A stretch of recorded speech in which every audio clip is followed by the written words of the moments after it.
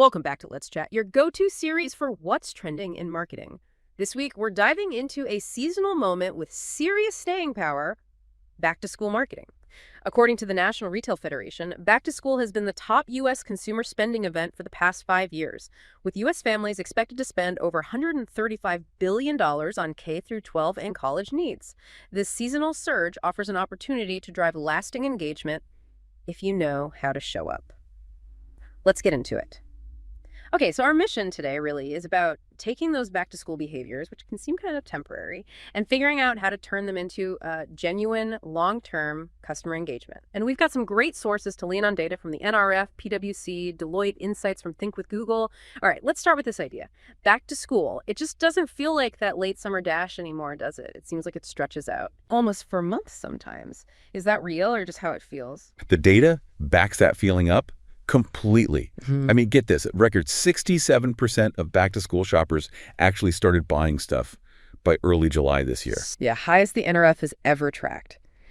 But, and this is key, most of them aren't done, not even close. A lot are waiting, for the next round of deals, or they're just spreading the spending out, maybe because of budgets, maybe just being careful. Right, so like pacing themselves. Exactly, pacing themselves. And this whole extended time frame, it's shaped by, promo cycles, definitely inflation worries, and just how people find things online now. Shoppers are way more strategic. They're comparing prices everywhere, bookmarking things, waiting for those second wave deals to hit. It's much more drawn out. Okay, so that makes things complicated for brands, I imagine. If spending is spread out like that, where do you even focus your energy? Do you just have to be on constantly? Yeah. Or is there a smarter way? That's the million-dollar question, isn't it? Yeah. And the answer isn't just that you need to segment, but how you segment based on these new dynamics.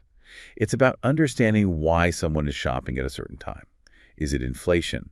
Are they just browsing early? Are they hunting specific deals? So it's deeper than just early bird versus last minute. Much deeper. You need to know, for example, who's just looking versus who's actually putting things in a cart and then leaving, or who's searching for best value. Each needs a different message, right? Like for that abandoned cart with a pricey item, maybe you hit them with an urgency offer right away. Okay. Or for the value searcher, maybe you show social proof. Hey, other parents love this budget-friendly laptop. Iterable's Behavioral Triggers Cheat Sheet, which we've linked, actually has some great practical templates for setting up these kinds of triggered messages based on real-time actions. It's precision, not just volume. That precision makes sense, especially with the extended timeline. And it really highlights something else interesting, how shoppers think about value. It feels like it's not just the price tag anymore. It's more like they want the absolute most bang for their buck, long-term. You've absolutely hit on a crucial point there, value maximization. But yeah, the definition has really broadened. Yes, they want deals, they're looking for promotions. But they're also much more willing to switch brands now if the price isn't right. Really? How much more willing? Significantly. Deloitte found 75% of parents would switch from their preferred brand if it's too expensive. That's up quite a bit from 67% last year. Wow, okay. And 65% will actually choose a cheaper retailer over their usual one. It's huge. So loyalty is more fragile when budgets are tight. Exactly. And you really see this with tech purchases. PwC says 1 in 4 parents plans to drop over $500 on tech. $500. Okay, laptops, tablets. Yep, those are top of the list, plus software. And it's not just hardware. Deloitte notes 57% are also investing in digital learning tools, subscriptions, tutoring, that kind of thing. Right, digital support. And for those big buys, parents need reassurance. Will it last? Will it actually help their kids succeed? Can they justify the cost over time? So things like educational outcomes, durability, maybe bundled services, that's becoming central to the decision, sometimes more than just the initial discount. It's about the ROI. So if you're a brand, especially selling something pricier, how do you lead with that kind of value? How do you communicate justification beyond just 15% off? Instead of just say 15%, maybe you highlight how tough the laptop is, how it'll last years, or its processing power for school projects. Or maybe you bundle it with useful software like academic support tools. Okay, like a package deal. Right. Think tech plus tutorials. Or promoting your own store brand that offers similar quality but feels like a smarter spend. Even things like referral bonuses or loyalty perks that make parents feel, savvy about their choice. They want to feel confident it's a smart investment, not just cheap. The smartest investment, I like that. Okay, so value is one side. The other side seems to be who's actually making the decision. What's fascinating is how many voices seem to be in that back-to-school conversation now. It's definitely not just mom or dad calling all the shots, is it? Oh, absolutely not. The social and emotional aspects are huge, and it's definitely multi-generational. You've got friends influencing choices, social media creators, even the experience in the store matters, especially for younger kids and teens. They want stuff that feels like them. And Gen Z parents are different too, right? More influenced by creators. Big time. 54% of Gen Z parents say influencers actually give better recommendations than brands do. Probably feels more authentic, more relatable. Interesting. And get this stat from Deloitte.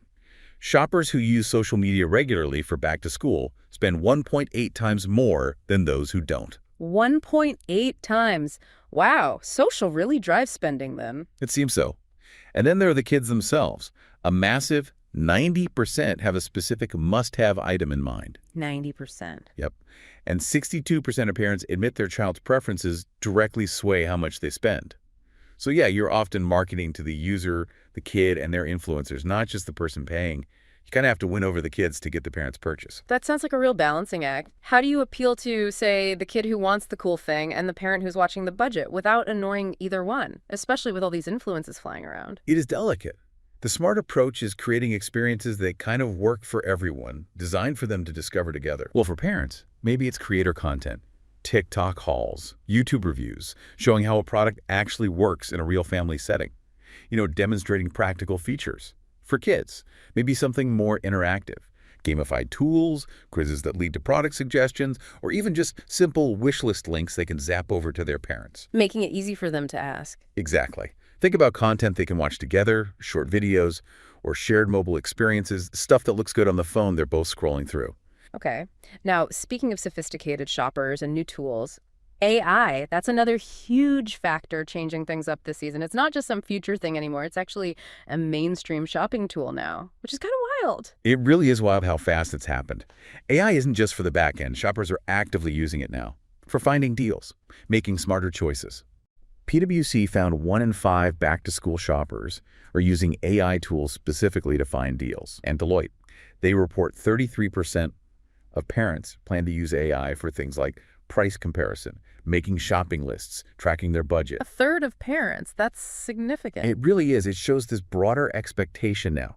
Shoppers don't just want convenience. They expect intelligent convenience, predictive, personalized. They expect the shopping experience to kind of anticipate what they need based on what they've done before or what they're looking at right now. And Gen Z is leading this charge. Oh yeah. 67% of Gen Z parents plan to use AI this season. It points to a future where AI-assisted shopping is just normal. So this isn't just about making shopping faster for people. It feels like a bigger shift. How can brands use AI for more than just personalized ads? Can it actually improve the whole experience, build loyalty maybe? Exactly right. It's way beyond just basic personalization. The real opportunity is weaving AI into the entire journey to add real functional value. Think about AI recommending things based on expressed needs. Maybe even the child's grade level or school requirements. Or optimizing the cart. You add a laptop. AI prompts you about a protective sleeve, or maybe software that demonstrably helps with schoolwork. Smart suggestions, basically. Yes, and timely nudges. Maybe a chatbot pops up offering tech support info if someone seems hesitant on a product page, or an email reminder about a related resource, like tutoring, after they buy a learning tool. The critical piece for brands, though, is making sure their marketing technology can actually handle this. Right, the plumbing needs to work. Precisely. You need your customer data platform talking to your automation tool so you can spot those real-time signals like that abandoned cart with specific tech and trigger a super relevant message while they're still thinking about it. It's proactive, intelligent help. Okay, so all these things, the longer season, the focus on value, the family influence, the AI tools, they all seem to point towards the mission we started with. Back to school isn't just this isolated event. It feels more like, a springboard for keeping customers engaged long term. Huge potential there. Massive potential. It's absolutely a behavioral springboard. Think about it. Google found 80% of Gen Z shoppers use Google at multiple points in their journey, not just once. And they act when the message hits right when they need it. That's where real-time triggers are gold. What kind of triggers are we talking about? Things like browsing history that shows interest in, say, science kits, An abandoned cart with specific school supplies, how they navigate your site, which emails they click on, even what they do after they buy something, like writing a review. Okay, so lots of signals. Tons of signals. And they're not just one-off data points. They build a picture. They feed into personalized experiences that go way beyond August into fall, the holidays, the whole year. They tell you about future needs. So it's about using this moment to gather intelligence for the future. How can brands practically capture and, more importantly, act on these signals to build that year-round relationship? Well, the practical side is using platforms like Iterable, for instance, that are built to capture these signals and let you automate responses in real time. If a parent signed up for emails during a BTS promo, segment them. Put them on a family needs or education list for relevant content all year. You're starting a relationship based on understanding their ongoing needs. Iterable's guide, 5 back-to-school triggers that drive year-round engagement, actually has more really concrete examples like these. It's linked in the article. Worth a look. You know, when you really step back to school feels less like this fixed season on the calendar. It's more like this ongoing cycle, right? That's a great way to put it. Not an event, but a cycle. Back to school is more than a moment. It's a mindset. If you can show up with value, speak to both parent and child, and stay tuned to real-time behaviors, you'll set yourself up for long-term loyalty. That's it for this week's Let's Chat. We'll see you next week, same time, same chat.